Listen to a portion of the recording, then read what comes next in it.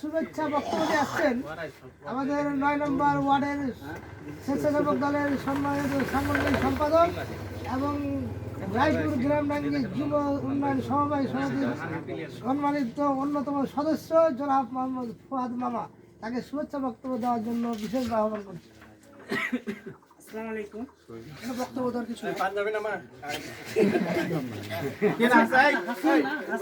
যে আমরা 12 বছর থেকে রোজা ইফতারের আয়োজন করে আসতেছি মানুষের সহযোগিতায়, প্রবাসীদের সহযোগিতায়।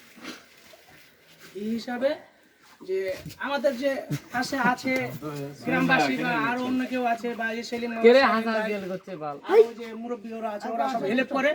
হেল্প করার জন্যই আমরা কিন্তু ওই যে ইফতারিটা আগায় দিতে পারি। আর বিশেষ করে হেল্পটা হলো প্রবাসীদের বিশেষ করে হলো হেল্পটা বেশি ওদের। অতএব আমাদের যে সেলিম আর শাহিন আছে, ওদেরকেও ওরাও খুব পরিশ্রম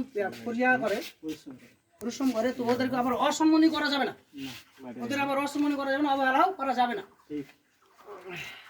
তবে তাদের মুখ থেকে বক্তব্য শুনেন, আমি এ বলে আমার বক্তব্য শেষ করলাম।